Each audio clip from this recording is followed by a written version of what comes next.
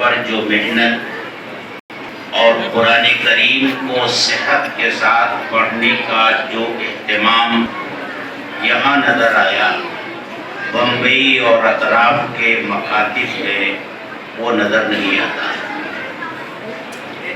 میں تو برابر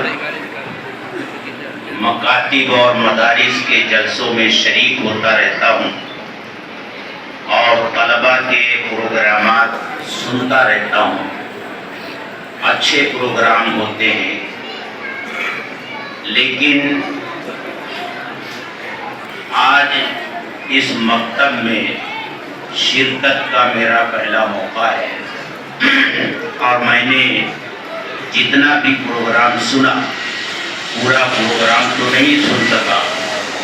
آخری حصے میں آیا تو جن طلباء اور طالبات نے قرآن کریم کی تلاوت کی یا اپنی تقریروں کے دوران قرآنی آیات پڑھی یا حدیث پاک کا کوئی حصہ پڑھا تو پوری صحت کے ساتھ پڑھا۔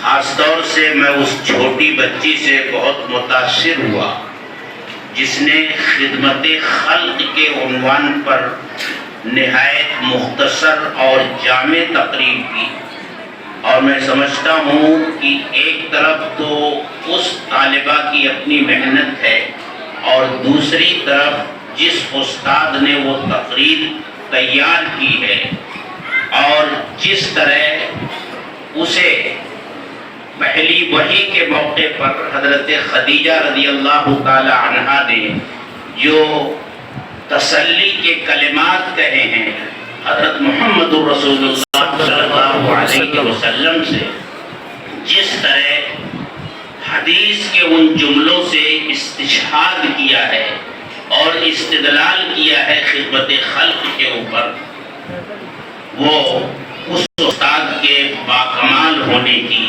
دلیل ہے۔ اور جس صحت کے ساتھ ان جملوں کو ادا کیا ہے اس بچی نے، اس نے کہا کہ آپ نے ارشاد فرمایا لقد خشیت علی نفسی، تو حضرت خدیجہ رضی اللہ تعالی عنہا نے عرض کیا کلا واللہ لا یخزیک اللہ ابدا انک لتصل الرحم وتحمل الکل وتکسب المعدوم وتقری الضیف وتعین علی نوائب الحق۔ بہرحال مجموعی طور سے یہاں چلنے والے مکتب کو بمبئی میں چلنے والے مکاتب میں ایک خاص امتیاز اور خاص مقام حاصل ہے۔ میرے دوستو، ہمارے یہاں ہندوستان میں کیا بلکہ بر صغیر میں مدارس اور مکاتب کے اندر یہ دستور چلا آ رہا ہے کہ وہ سال کے آخر میں اپنا سالانہ پروگرام کرتے ہیں اور اس میں طلباء کو تیار کر کے عوام الناس کے سامنے پیش کرتے ہیں۔ اس کے دو مقصد ہوتے ہیں۔ ایک مقصد تو یہ ہوتا ہے کہ لوگوں کو یہ معلوم ہو کہ جس مدرسے کو چلانے کے لیے وہ اپنی گاڑھی کمائی کے پیسے خرچ کر رہے ہیں، وہ مکتب کس طرح کام کر رہا ہے اور بچوں کی تعلیم اور تربیت کا وہاں معیار کیا ہے، اس کا علم لوگوں کو ہو جائے۔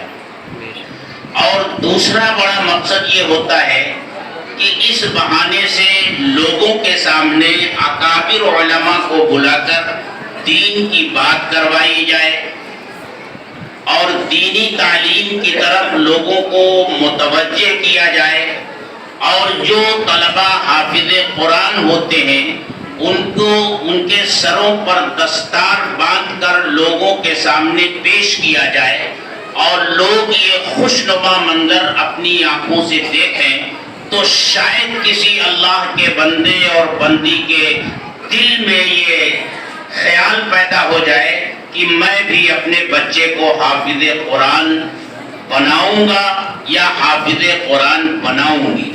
میں یہ کہا کرتا ہوں کہ کسی بھی جلسے میں حفاظ کرام کے سروں پر دستار کے اس حسین منظر سے متاثر ہو کر کے کوئی اللہ کا بندہ یا کوئی اللہ کی بندی اگر یہ فیصلہ کر لیتی ہے کہ میں انشاءاللہ اپنے بچے کو حافظ قرآن بناؤں گا یا بناؤں گی، تو میں کہتا ہوں کہ وہ جلسہ کامیاب ہو گیا، جلسہ کرنے والوں کی محنتیں وصول ہو گئی۔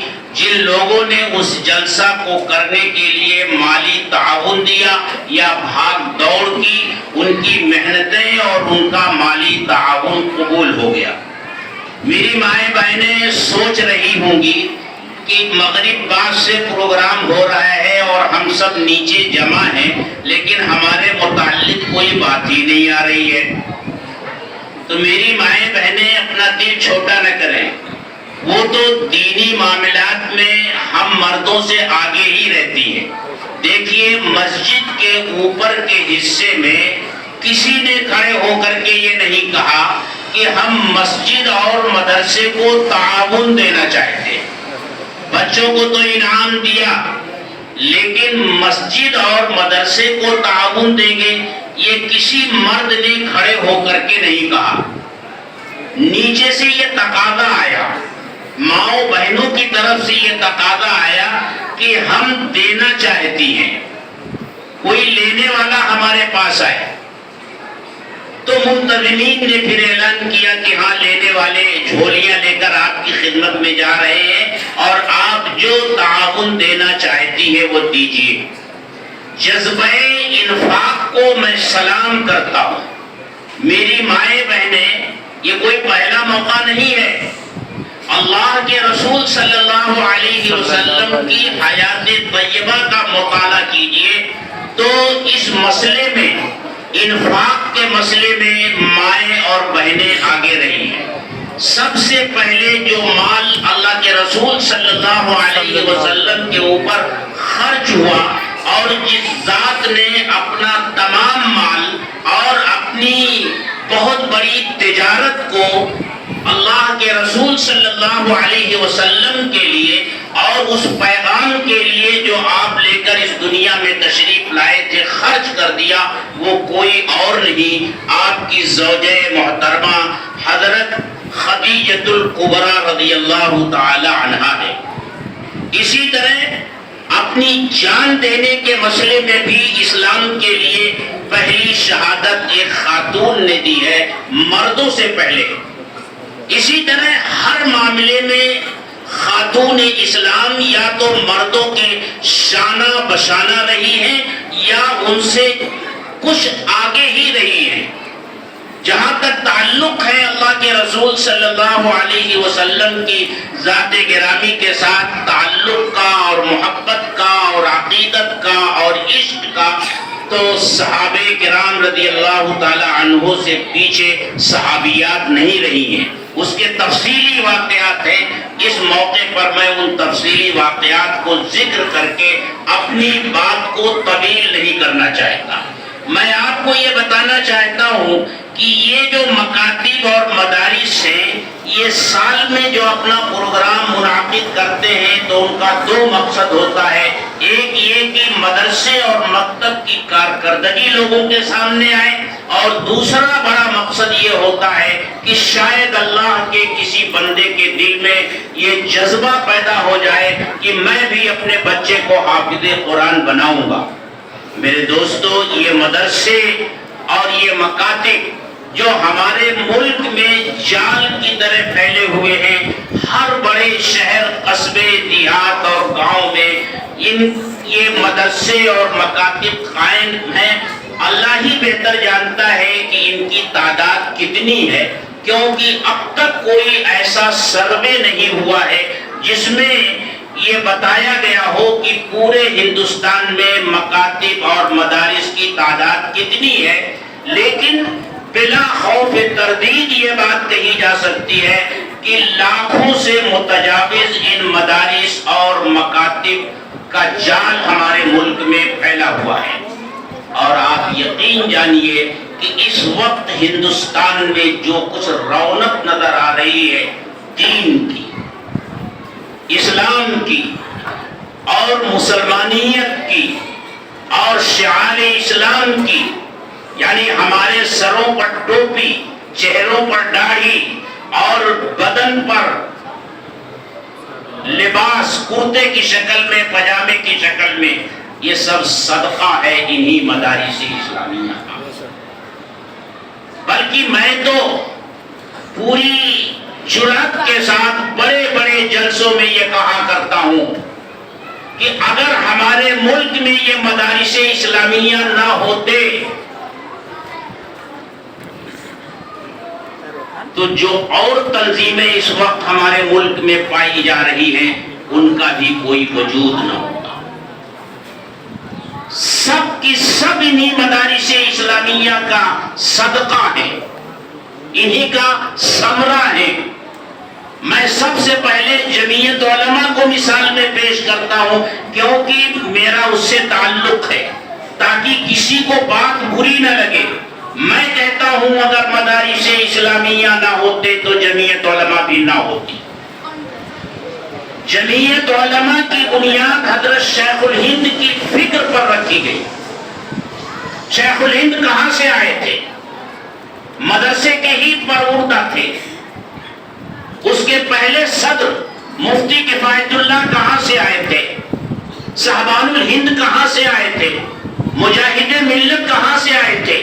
شیخ الاسلام کہاں سے آئے تھے؟ فدائے ملت کہاں سے آئے تھے؟ مولانا ارشد مدنی کہاں سے آئے؟ اسی طرح میں کہتا ہوں، اور میرے بہت سے دوستوں کو تھوڑا سا برا بھی لگتا ہے کہ اگر مدارس اسلامیہ نہ ہوتے تو دعوت و تبلیغ کی محنت بھی نہ ہوتی۔ کیوں؟ مجھے بتائیے، مولانا الیاس صاحب رحمۃ اللہ علیہ جنہوں نے دعوت و تبلیغ کی محنت شروع کی، وہ کہاں سے آئے تھے؟ مولانا یوسف صاحب کہاں سے آئے تھے؟ مولانا انعام صاحب کہاں سے آئے تھے؟ مولانا زبیر صاحب کہاں سے آئے تھے؟ اور موجودہ جو کام کرنے والے لوگ ہیں وہ کہاں سے آئے؟ سب مدرسوں سے آئے ہیں، مدرسوں سے ہی یہ کہ پروردہ ہے۔ اور ایک اور بات میں کہتا ہوں، ملک جب تقسیم ہوا، جو لوگ جن کا یہ ذہن بن گیا ہے کہ دین کا کام بس یہی ہے اور دین یہی ہوتا ہے، ان سے میں کہنا چاہتا ہوں ذرا غور کرو۔ جب ملک تقسیم ہوا اور مسلمانوں کا کریم طبقہ، عصری تعلیم یافتہ طبقہ، جنہوں نے ہندوستان کے ان پڑھ عوام، مسلم عوام کو ورغلایا تھا اور ان کو ایک سنہرا خواب دکھایا تھا اور یہ کہا تھا کہ ہم ایک اسلامی ملک چاہتے ہیں جہاں ہمیں مکمل طور سے اپنی شریعت پر عمل کرنے کی آزادی ہوگی، اور ان سے خوب نعرے لگوائے تھے۔ لیکن جب ملک تقسیم ہوا تو نہایت خاموشی سے اپنا بوریا بستر باندھ کر وہ چلے گئے، اور بیچارہ یہاں کا مسلمان ہکا بکا رہ گیا، اس کا منہ کھلا کا کھلا رہ گیا۔ یہ کیا ہو گیا؟ اس وقت قریب تھا اور بظاہر یہ نظر آ رہا تھا کہ دلی کا نظام الدین مرکز بھی پاکستان چلا جائے گا۔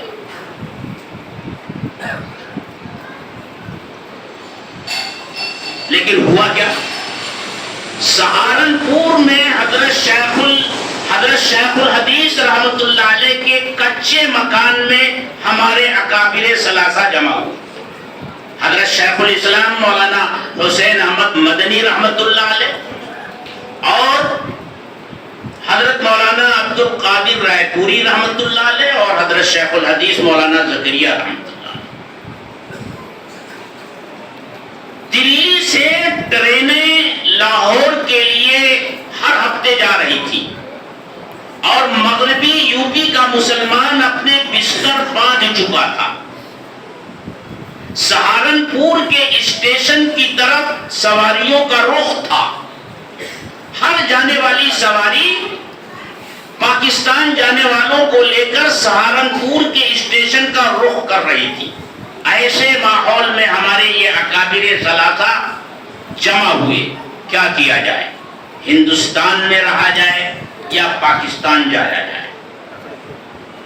حضرت مولانا عبدالقادر رائے پوری رحمۃ اللہ علیہ نے فرمایا کہ مجھ سے تعلق رکھنے والے جو لوگ تھے ان میں کی اکثریت مغربی پنجاب کی تھی، اور مغربی پنجاب پاکستان کا حصہ بن گیا۔